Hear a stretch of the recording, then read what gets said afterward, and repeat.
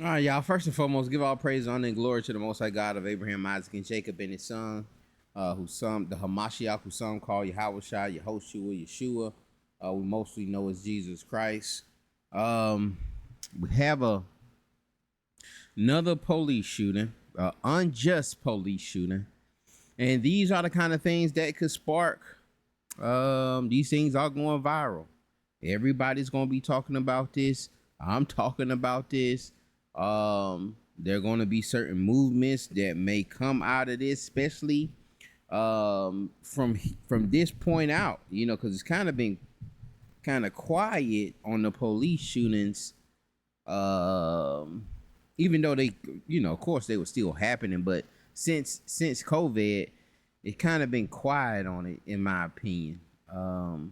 Haven't seen it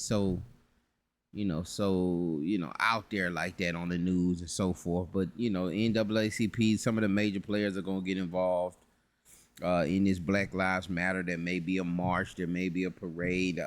They're gonna have to issue out justice quickly on this individual. Uh, because it's to me, it just seems like blatant murder. It just seems like blatant murder. And we're gonna talk about the culture, man. We'll let this play a little bit, but I'm sure y'all know what happened. You know what's going on, but just for those that didn't happen, I'm not gonna play the whole thing. Fair use. Of Sonia Massey, the mother of two, called 911 just before 1 a.m. because of a possible prowler, only to be shot by a deputy inside her own Illinois home. The now former deputy faces 3 counts of first-degree murder. The body camera video reveals the events leading up to the horrific scene. What took you so long to answer the door? Oh, I was trying to put on some clothes, sir. I'm sorry. You doing all right mentally? Yes. Sure? My medicine and stuff. All right. Inside the home, Sangamon County Sheriff's Deputy Sean Grayson can be heard asking Sonia Massey to check on the stove. Okay, that's about all. And then he ends up gunning her down. But feel free to watch it. Watch it on your own time. Like I say, this stuff is gonna be all over everywhere. This moment has went viral. A couple of things I want to talk about is the culture that we've built, because we could talk all day long. I can give you the scriptures about how they oppress us and seek to kill us. We can keep regurgitating those things. But we have to stop, in my opinion. We have to stop we gotta counter the culture of how we feel about police officers. And what I'm saying is, we gonna have to start being police. We gonna have to start policing ourselves. We gonna have to start raising kids up that want to be police officers. We can't keep, disdaining them, kicking them out of the family. It ain't at none of the family events because we want to continue in our sins and iniquity, and we don't want the police around. We're going to have to stop doing that. We're going to have people from our community that can empathize with us, rather than race soldiers who are out here to go on some vendetta and get them some free bodies under their belts. All right. And we can't be ignorant to think that these kind of things ain't going on, that's part of the culture inside of these organizations. And even the few people that we have from our community in those organizations, they will get influenced by the body. They'll get influenced by the multitude of people, and they'll start thinking the way that those people are thinking, on top of us having a disdain in our community for police officers. Like, if our brother is a police officer, we ain't inviting him to nothing. The only community he has is among themselves. And so they gonna look out for each other. There was somebody there. There's another police officer there watching this happen. And we see that, even when he's talking to the sister, she got the pot in her hand, and this dude got his hand on the gun talking crazy. I don't see, the other person didn't say nothing. Both of them need to be locked up. Both of them need to locked up. Of course, the dude who shot need to get a harsher judgment, but I feel both need to be, both of them need to be locked up. You just can't. It has to be an example set. If I was one of these organizations, I would try to get charges on both of them. Also, I seen on the news where they were saying this individual had jumped around to 6 different organizations within the past year or so or whatever. It's like, how are we hiring these people? And what they do is they end up quitting before they get fired so they can go and get hired somewhere else. And Joker will vouch for them. You know, of course, they'll call that other organization. Hey, man, you know, so-and-so over here trying to get a job. Say he worked over there. Yeah, he all right. He going to come to work and da-da-da-da-da. But they don't talk about the problems and the disciplinary actions they had to put on this individual. Or they didn't put no disciplinary actions on him and allow him to go to another move. Hey, man, just go to another branch, you know. And again, like I'm saying, I'm not saying it just don't happen with them. Of course, we had that incident where we had the people that's supposed to be of our community end up being this special task force and was just out here killing us, you know. But they put on that same mindset as the body because there's so many people from outside nations. There's so many race soldiers there that they put on that same identity. My dad went into the police force in his 50s and did 10 years. And of course, they couldn't get him because he was so old. You know, he already kind of, you know, had his identity. So he ain't really in there trying to make friends or whatever. But he said he done seen certain things where they did, you know, they done did certain things. Like he done pulled up on a situation where it was an accident and somebody done died or whatever. And it's 5 police cars that's already there. They hadn't got out the car. They waiting on him to come. And he pulls up and they put their brights on him. All their brights on him. And then, you know, what he can't see, he like, man, I almost wrecked. And he said he get out the car. He asked him, man, why y'all do that? Da-da-da-da-da. Joker's laughing like you can't take a joke and da-da-da-da-da. But initially, all 4 of the white cops that were in the white cars, they left. And only the black dude was there to answer him. He was like, man, it was just a joke. They were just playing with you. And you're like, why would you joke like that? But again, these kind of things happen within there, but we need more of us in there. And you know, I don't want to go in there. I ain't gonna sit up here and flex and lie to y'all. And hey, man, why don't you go? I don't want to go. I've been tortured. I've been hit by, you know, I've been hit by this culture. It haven't rubbed off me. I don't want to be around them folks. I don't want to do it. But we got to raise somebody up to do it. I ain't going to sit up here and lie to y'all. I do not want to do it. I don't want to be no PO. I don't want to be in no CO. I don't want to do that. But somebody, we got to get us to do that. Some kind of way, even if we're paying them, we have an incentive where we're paying them even more money than the force is paying them to protect our communities. I'll tell you another story. My dad told me that he was in the rich area of the city patrolling, and in the rich white people, they were able to call the chief and say, get him up out of our community. We don't want him patrolling our area, writing us tickets and all that stuff. Get him out of here. Why he out here?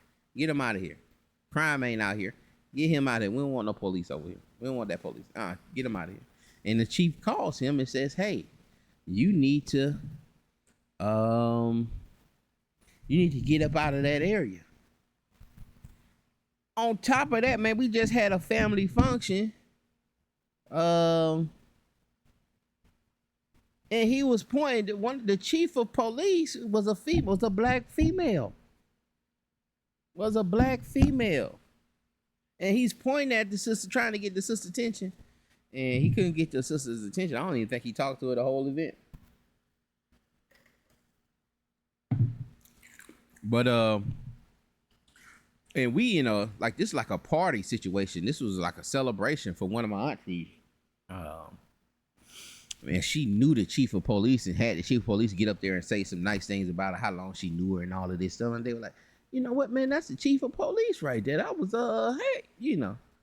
But he been out the game. He only did 10 years. And he kind of up there now. He's 74, 76. So, you know, he been out almost 15 years. I don't know if she probably wasn't even the chief then. But anyway. Also, when he was on this side of town, he said that, you know, it being that he older, he ain't trying to wrestle with a lot of these young jokers. And he knows, because he stays on the rough side of town. You know, he could tell people, just get in the car, man. Listen, bro, it's over with, man. Just go get in the car. We're going to take you down there. Get in the car while I deal with this other person. And jokers would just get in the car.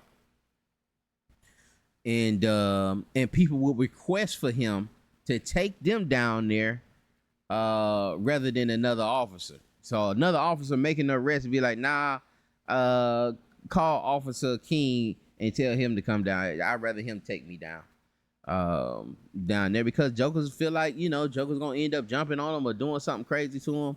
But anyway, they end up, you know, they didn't like that about him, about my dad, and they end up moving him out of the area, saying that he's too friendly with the people, so forth. I'm sure this, even on the flip side, there was a video with there was this white dude that was a police officer that he goes by and picks up some of these people, you know, that are kind of mentally challenged, that are, you know, blacks that are kind of mentally challenged. First, he was helping a lot of kids in a lot of the impoverished areas. And then he went on later to start helping some mentally challenged people. Listen, man, I'm sure he got in trouble for that. I'm sure. I don't know if he's still a police officer. I never see him in uniform no more. He never pulls up in uniform no more on those particular people. But I'm sure he got in trouble in trouble for doing that.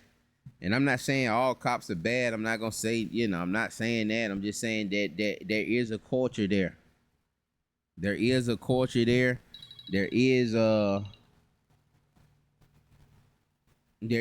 are race soldiers there. There are people from, you know, from racist organizations that are joining there just to inflict certain you know, certain afflictions and get away with certain things with dealing with other nations that they don't like. And, you know, my answer to that is that we have to get away from the culture that we have of being so anti police, where we don't want our kids in there. We don't want we'd rather our kids be thugs than be police officers. We're more accepting to our kids being dope dealers than police officers. We gotta change that mindset. And I'll leave off with this, man. I don't want to make this a long video. I know we're gonna be talking about this. I'll probably bring it up again when these trials and stuff begin on this individual. And I'm sure marches may end up coming out. And this hits, you know, it's already a national news. It may even be talked about during a debate. And like I say, things like this bring high tension. You know, it's high racial tensions with when you have Trump running for presidency, with those Proud Boys and all this other stuff going on. So it's very dangerous. It's very dangerous, a boiling pot with this situation that could overflow, that could run over, and we back in a situation where we almost were, you know, when that Black Lives Matter was started, where we were shutting down cities. I think it was Baltimore, ended up getting shut down, and, you know, people out there, and, you know, we running off the police, and we talking about defunding the police and all of this. But I think we should do the exact opposite. I think we have to get more involved in those organizations to counter the culture. Also, you know, not just on that level, but also on the you know, even in Hebrew Israelism, we kind of anti-government, and we're against running. We don't have any of us running for any of those offices that could, if we don't have no power, we can at least know what's going on and know who has the power or know where these people are. So if we want to deal with somebody, or if we want to point the finger at somebody, or if we want to take action against someone, we know exactly who these people are. But we're not getting nobody on the inside because we so anti-government, and we in a racial rhetoric that we out there spewing on the highways and byways instead of teaching the gospel. And so even myself, I can't even run for nothing because they're gonna pull up, even though I don't believe in that. No, I believe salvation is for everyone, but I have hundreds of videos that are saying that, you know, on YouTube saying that, hey man, you know, these jokers gotta die and da da da da da, woo woo, you know, spewing that same stuff. That can be pulled up against me to show that, you know what, this joker just as racist as the KKK. You know, they done said that stuff about us. And we say, well, how is that possible when you know, we never took action and we never did nothing? It don't matter. It don't matter to them that you never did it, that you never hung nobody. But if you out there, you letting people kiss your boots and do stuff like that, they're gonna put you in that same category. Not saying that you should be put in that same category. I don't think you should be put in that same category. But that's just what it is. You know what I'm saying? We just got to deal with reality and what these people saying it is. And if we gonna fight under this justice system, how these things can play against us. You know, how profitable is it, you know, to do those things and eliminate us from these positions, from these political positions. And I know we so anti-government and, you know, we use certain scriptures not to vote, saying not to vote when those scriptures really don't apply outside of the land. But Daniel was in a high political position. Joseph was in a high political position. You can even say Jeremiah was in a political position. Nehemiah was in a political position, you know, next to the king. So, you know, we can't, you know, and they was able to make certain moves. They was able to do certain things and gain certain favors. Even Esther, you can say, was in a political, in a political seat where she could change the mind. She could speak her mind and speak of the conditions of her people and so forth. And so that's just one of the things we need to be thinking about, and maybe changing our stance on it. Or maybe I'm a bug out, or maybe I'm crazy, you know. But I know us just keep talking. Man, they this and they this, and man, we can do that all. We'll do that for the next 2,000 years, man. If that sky don't crack, we keep talking about it. They keep gunning us down. And so I think the best action is that we get inside of these organizations. If we're gonna take any action, all right, is that we get inside of these. We can cry all day, and you know, that joker could get off. It don't matter how much evidence there. You know, we have to understand that. Like, we understand the system that we live in. That joker could walk free. You know, because hey, you know, do we want to be jurors? I'd even say myself, man, the last jury duty I was called for, I got out of that thing, man. I got out of it. Like, nope, I ain't doing it. I got some stuff, man. I got some doctor's appointment and all of this stuff. I gotta blame myself. I'm part of the problem. I'm part of the problem. And if you I feel if you anti-government, you don't want to be part of none of this stuff, you don't want to be in these circles, you don't want to You don't want to talk to these local officials, man. We got to get involved, man. You're not involved, you're part of the problem. In the opposite end, we really ain't trying to do. You know, we really ain't trying to do where it's, you know, guns are blazing. Is you trying to go there? We ain't trying to go there. So let's take steps to organizing politically, because that's what they're doing. That's what the enemy's doing. The enemy's getting in those offices. So when stuff like this happen, they can try to finesse their way and try to get somebody free. We got to be wise as the serpent, man. I pray this thing was edifying. Y'all be blessed. We'll see you on the next one.